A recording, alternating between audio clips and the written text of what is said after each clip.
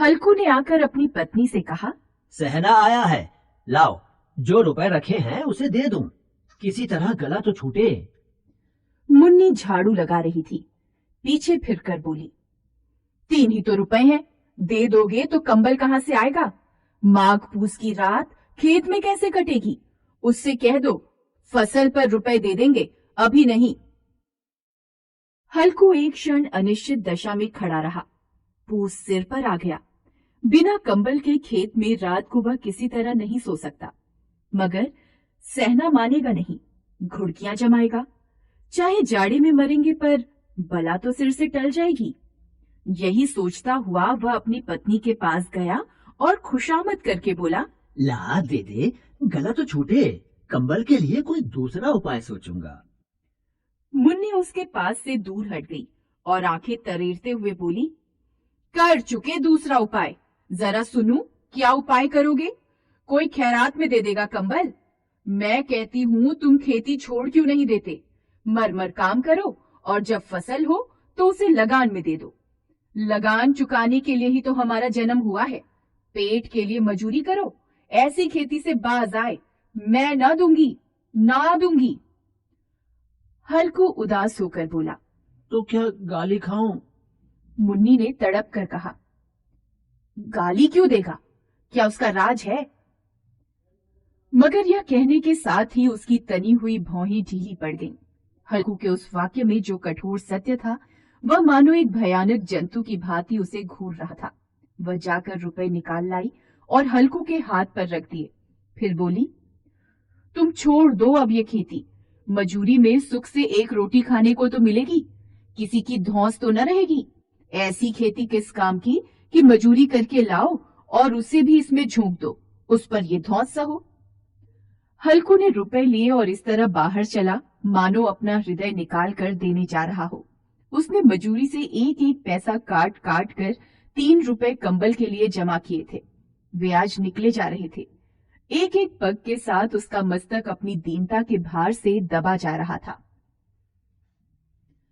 पूस की अंधेरी रात, आकाश में तारे भी ठिठुरते हुए मालूम होते थे। हल्कू अपने खेत के किनारे ऊख के पत्तों की छतरी के नीचे बांस के खटोले पर अपनी पुरानी सूती चादर ओढ़े पड़ा कांप रहा था। खाट के नीचे उसका संगी कुत्ता जबरा पेट में मुंह डाले सर्दी से कूं कूं कर रहा था। दोनों में से एक को भी नींद नहीं आ रही थी। हल्कू ने घुटनों को गर्दन में चिपकाते हुए कहा, क्यों जबरा, जाड़ा लगता है? कहता तो था घर में पुआल पर लेटा रहे। तू यहाँ क्या लेने आया था? खाओ ठंड, मैं क्या करूं? जानते थे मैं यहाँ हलवा पूरी खाने आ रहा हूँ।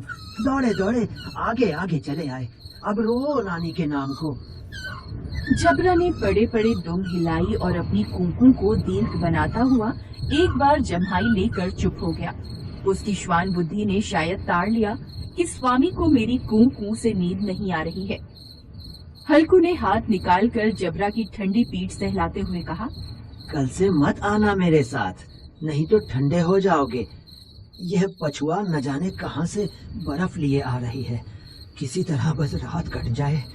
यह खेती का मजा है और एक एक भाग्यवान ऐसे पड़े हैं जिनके पास जाड़ा जाए तो गर्मी से घबरा कर भागे। मोटे गद्दे, लिहाफ, कंबल तकदीर की खूबी है। मजूरी हम करें, मजा दूसरे लूटें। जबरा ने हल्कू के मुंह की ओर देखा। हल्कू, आज और जाड़ा खा ले। कल से यहाँ मैं पुआल बिछा दूंगा, उसी में घुसकर बैठना, तब जाड़ा न लगेगा। जबरा ने अपने पंजे उसकी घुटनियों पर रख दिए और उसके मुंह के पास अपना मुंह ले गया। हल्कू को उसकी सांस गर्म लगी। हल्कू निश्चय करके लेटा कि चाहे कुछ भी हो अब सो जाऊंगा, पर एक क्षण में ही उसके हृदय में कंपन होने लगा। कभी इस करवट लेटता, कभी उस करवट, पर जाड़ा किसी पिशाच की भांति उसकी छाती को दबाए हुए था। जब किसी तरह न रहा गया, उसने जबरा को धीरे से उठाया और उसके सिर को थपथपाकर उसे अपनी गोद में सुला लिया। कुत्ते की देह से न जाने कैसी दुर्गंध आ रही थी, पर वह उसे अपनी गोद से चिपटाए हुए ऐसे सुख का अनुभव कर रहा था जो इधर महीनों से उसे न मिला था। जबरा शायद समझ रहा था कि स्वर्ग यही है, और हल्कू की पवित्र आत्मा में तो उस कुत्ते के प्रति घृणा की गंध तक नहीं थी। अपने किसी अभिन्न मित्र या भाई को भी वह इतनी ही तत्परता से गले लगाता। दशा इस अनोखी मैत्री ने जैसे उसकी आत्मा के सब द्वार खोल दिए थे। उसका एक एक अणु प्रकाश से चमक रहा था। सहसा जबरा ने किसी जानवर की आहट पाई।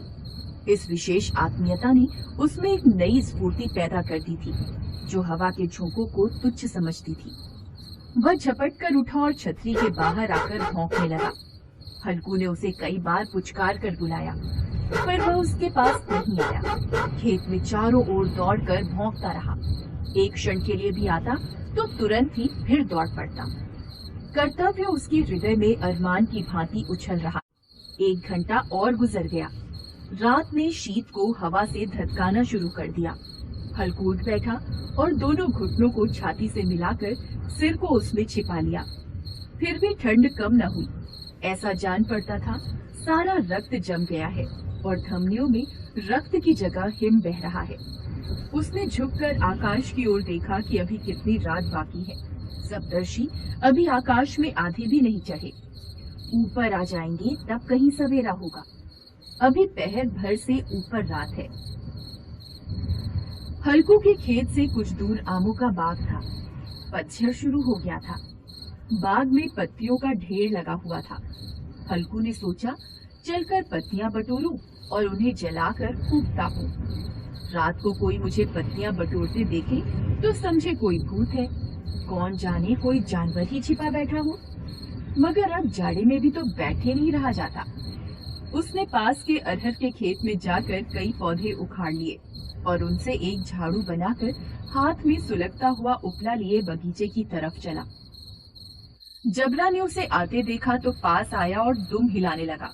हल्कू ने कहा, अब तो नहीं रहा जाता जबरू, चलो बगीचे में पत्तियां बटोर कर तापें, अभी तो रात बहुत है।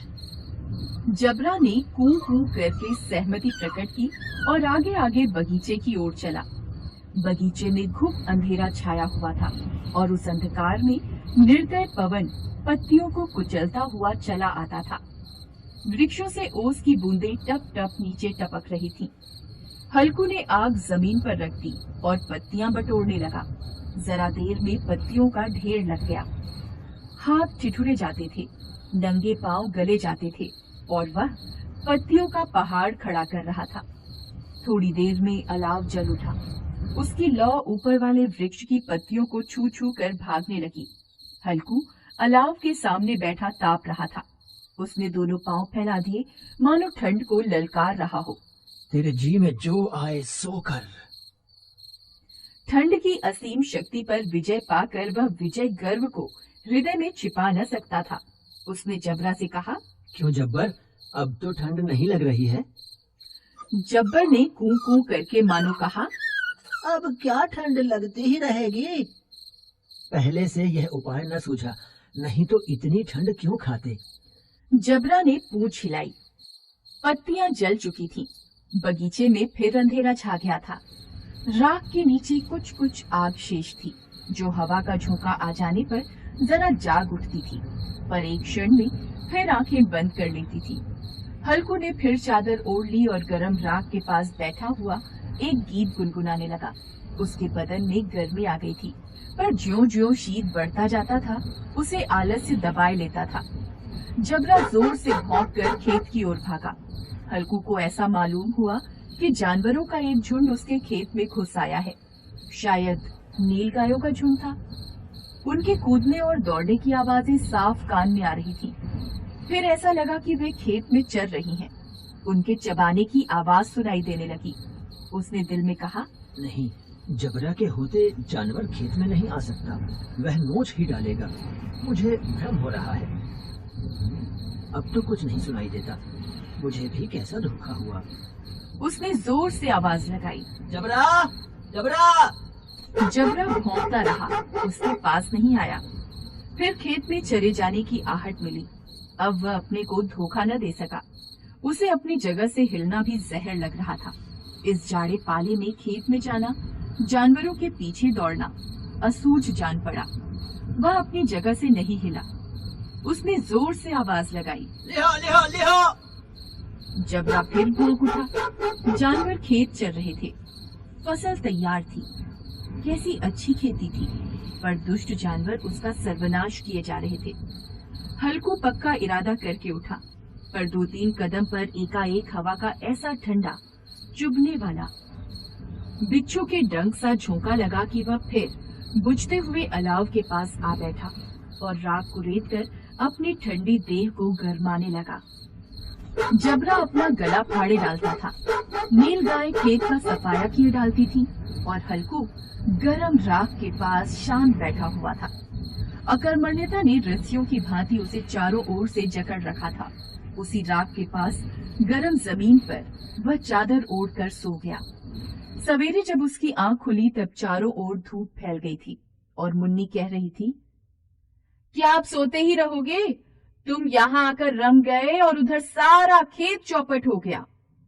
हल्कू ने उठकर कहा, क्या तू खेत से होकर आ रही है? मुन्नी बोली, हाँ, सारे खेत का सत्यानाश हो गया। भला ऐसा भी कोई सोता है? यहाँ मड़ैया डालने से क्या लाभ हुआ? हल्कू ने बहाना बनाया, मैं मरते मरते बचा, तुझे अपने खेत की पड़ी है। पेट में ऐसा दर्द हुआ कि मैं ही जानता हूँ। दोनों खेत की दशा देख रहे थे।